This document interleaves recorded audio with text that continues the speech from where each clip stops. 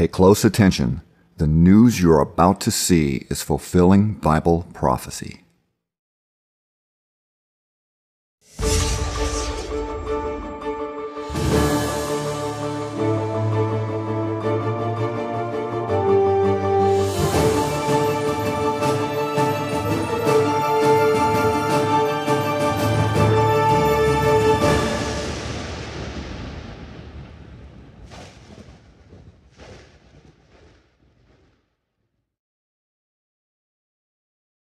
Welcome to another edition of YPN News, bringing you the news that relates to Bible prophecy and foretold by Yeshua Hawkins. Several news articles to cover with you today, including an update on the Syria crisis and a few of the other wars that are taking place at this time. Also, we had a special visit from a pair of bombers, Russian bombers to be exact, that came close to the U.S. Oh, well, and we're also going to look at a recent interview with Texas Governor Rick Perry, where he was asked a few questions about homosexuality. And lastly, we'll examine the latest scientific findings about real butter. But first, more death and destruction coming from Ukraine.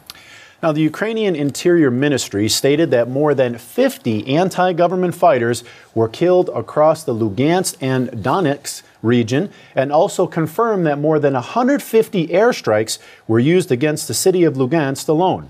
Now, 8 people were killed when the local administration building, which is located in the city center, was hit during one of those airstrikes. Wow. Ground fighting has intensified, forcing more and more people to seek shelter in bunkers. Others are choosing to flee the eastern regions.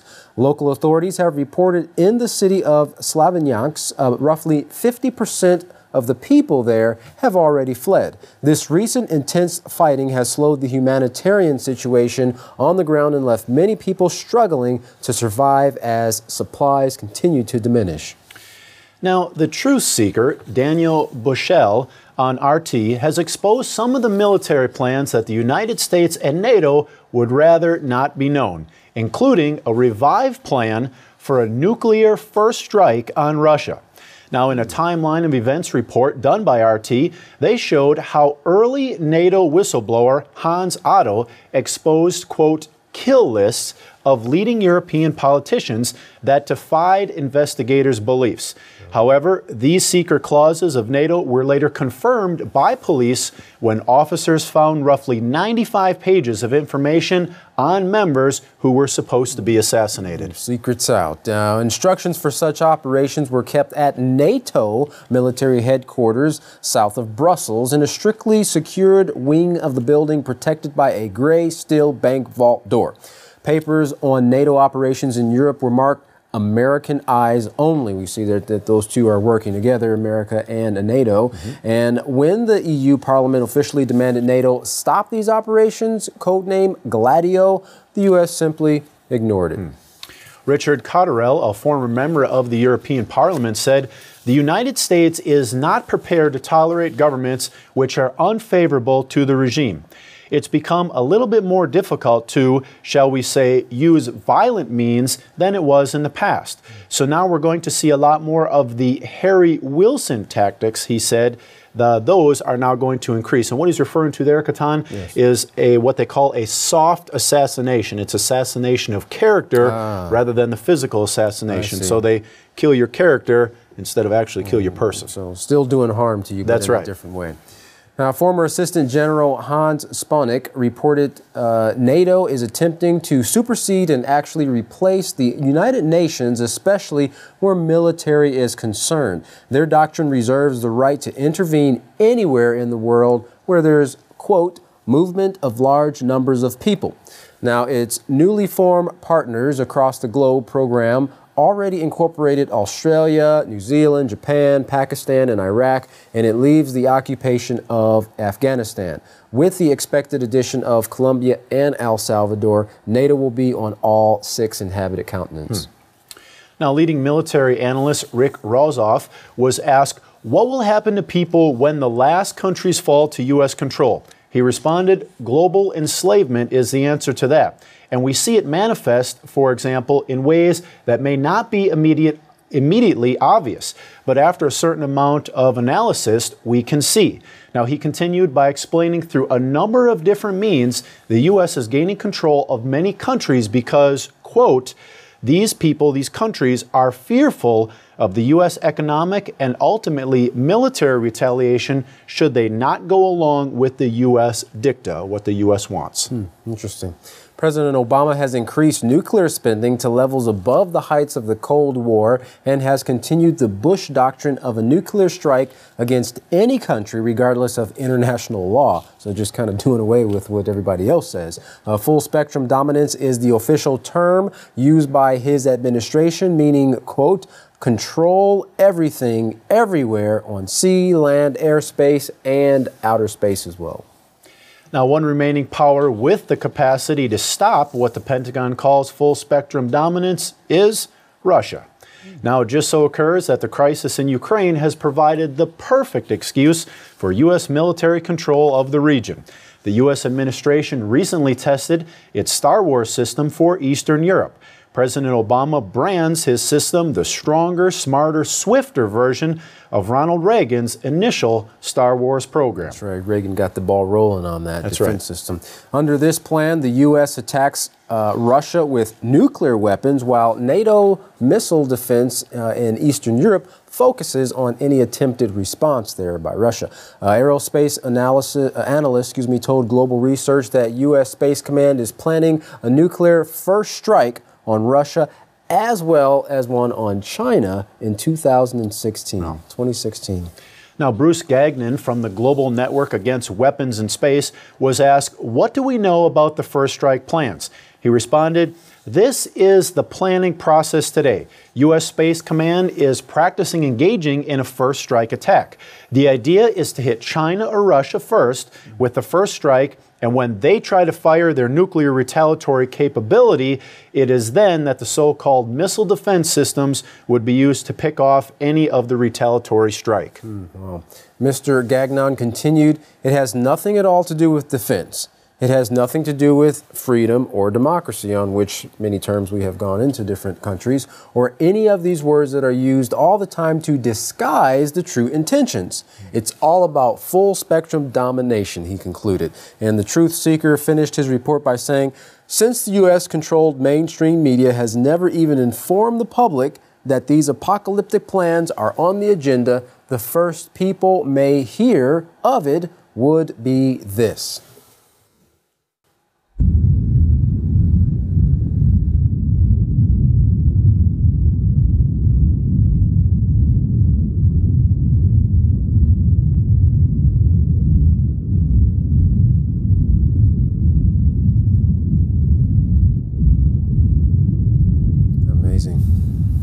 Well, continuing our report on the topic of war, inside Syria, the war between the Shias and Sunnis have been ongoing since the two groups split about 100 years ago, much like the Catholics and Protestants did.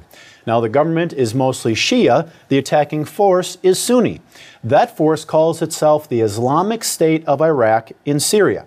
Now, a new group with a brutal reputation called ISIS has been sweeping through northern Iraq. They boast on their website that they will march to Baghdad and beyond to the Muslim holy cities of Kabbalah and Najaf. Now, the group originally known as Al-Qaeda in Iraq has desired for the last 10 years to set up a Muslim state. ISIS fighters often battled U.S. troops during the American occupation, and by 2011, which was the start of Syria's civil war, which was just right next door to them, the fighters had a new name and a new leader. That leader's name was Abu Bakr al-Baghdadi. They moved back and forth from Iraq to Syria, exploiting the chaos that was taking place to become one of the most powerful groups on the battlefield.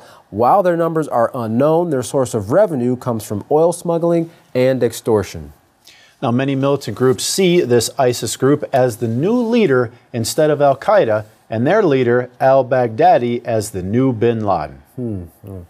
Now, the U.S. was on the edge recently, as we bring it back home to the American borders here, as they had to call on their fighters after they detected Russian bombers had almost entered U.S. airspace. On Monday, 4 Russian Tu-95 bombers flew into the Air Defense Identification Zone off the coast of Alaska, also known as the ADIZ, that's the Air Defense Identification Zone. 2 U.S. fighter jets were scrambled to make sure the planes didn't get any closer, and when that took place, 2 of the Russian bombers headed back to Russia, while the other 2 continued south. Now, while they entered the ADIZ and the area of Northern California. Now, those 2 were picked up by a pair of American F-15 fighters, at which point they turned back towards Russia. While the American military was on guard, the Russian bombers did nothing illegal. The ADIZ is considered international airspace. Sounds like they're really playing a little game of cat and mouse there. Back and forth. Testing That's the right. waters as they were. Now, on another topic that has been a continual war of words and laws between the general public and the LGBT community, recently at the Commonwealth Club, Texas Governor Rick Perry answered some interesting questions. When asked if he thought homosexuals could be cured by prayer or counseling, he stated, of course, as he referred to his book called On My Honor, people make choices. At first, he said he didn't know. Of course, he's not a psychiatrist, but he said people make choices in life, and whether or not you feel compelled to follow a particular lifestyle or not, you have the ability to decide not to do that. Now, Governor Perry, in referring to alcoholism, continued by saying, I may have the genetic coding that I'm inclined to be an alcoholic, but I have the desire not to do that, and I look at the homosexual issue in the same way. So basically, he said, it's a matter of choice. Right, matter of choice, and of course, practicing that self-control in that choice. Now, our last report might be a little shocking to some of our viewers. In fact, for many years, authorities in the health community have been telling people to get on a low-fat diet to fight those extra pounds and to have a healthy body. But another study seems to contradict that theory. So, what's the skinny on how to have optimum weight and a healthy body?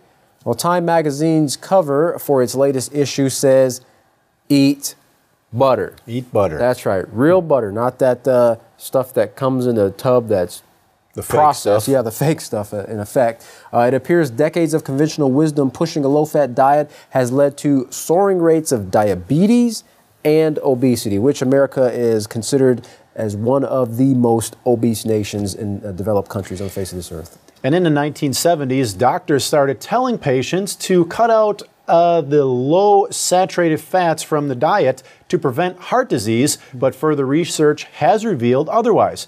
Brian Walsh, the senior editor for the Time magazine, stated, when the low-fat message went out, people actually switched to high-carb diet, and that's when they started to see calories go up, and the science says that those carbs turned out to be worse than what saturated fats ever were. Interesting. He continued by saying, we probably would have been much better off if we worried less about fats and more about the kind of foods we were eating and not so much on trying to get down to a certain level of nutrients. In other words, people should focus on just eating more whole foods, and we've gotten long distance away from that over the years. Well, lastly, Mr. Walsh said the Mediterranean diet has up to 40% fats from oils, nuts, fish, cheese, yogurt, and so forth, while others have had success with very low-carb diets, which also have high levels of saturated fats. Now, it depends on what's best for you, and just make sure that the foods that you get are the real foods and not fast foods. So being very careful about your dietary selections, of course. That's right. For those of you who have been following Yisrael Hawkins and this news broadcast, none of these things are a surprise. They're not shocking to you. Yisrael Hawkins, through prophecy, foretold about the wars and rumors of wars taking place in this generation and a time when mankind could destroy all life on the face of this earth, as well as what the Scripture says is the key to true health. The real food shown through the Holy Scriptures to be acceptable and healthy for all mankind has been taught by Yisrael Hawkins for the last 40 or so years. Now, you can find out more about the future of these looming wars and the state of our food by contacting the House of Yahweh. Now, here's how you can contact them. You can write them at the House of Yahweh, P.O. Box 2498, Abilene, Texas 79604. You can call them at 1-800-613-9494. Visit them on any of their websites, www.yahweh.com, www.yisraelhawkins.com, or www.yahwehsbranch.com. Now, you can also email them at info@yahweh.com. And for any calls outside the United States, please call the number on your screen. Now stick with us, because up next is a clip on the truth about cancer and what the medical and pharmaceutical industries don't want you to find out. And stay tuned, because right after that is Yisrael Hawkins. For all of us here at YPN News, I'm Katan Alexander. And I'm Jeffrey Heimerman. Thank you for watching.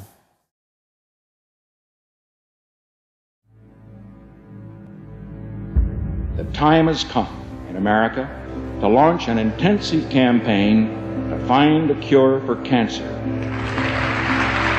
Our recovery plan will invest in electronic health records. It will launch a new effort to conquer a disease that has touched the life of nearly every American by seeking a cure for cancer in our time. People will look back at this period of history and they'll laugh at it, just the way we look back at the way they used to bleed patients. Nothing we've done in a century has substantially reduced the death rate of various cancers.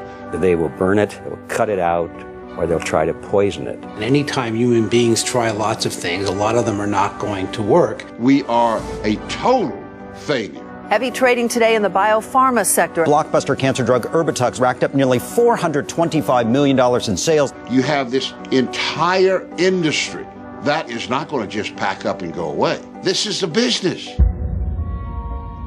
The treatment that they wanted for Thomas, his quality of life would be non-existent. You know that this poison they're putting in you can cause other cancers. And what is it doing to your body?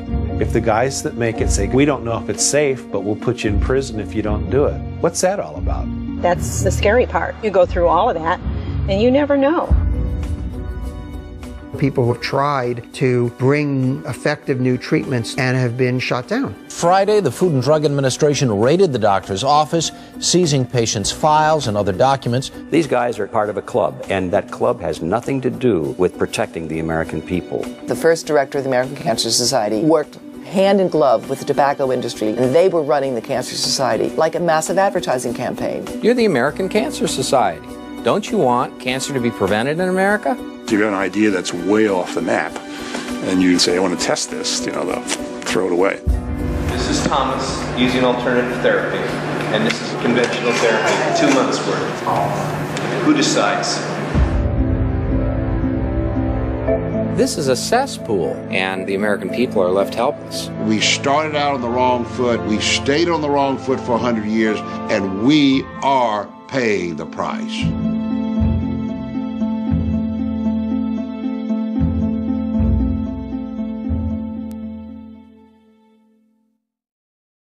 The feds say Dr. Farid Fata was one greedy, dishonest doctor. FBI agents arrested Fata this morning and then raided his office, taking away boxes and boxes of medical records. Meanwhile, the doc was in federal court facing charges of health care fraud. We're going to communicate as much as possible to the patients.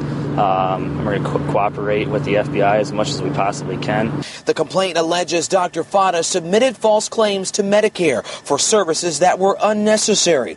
Investigators say Fata intentionally misdiagnosed patients with cancer to justify unnecessary treatments.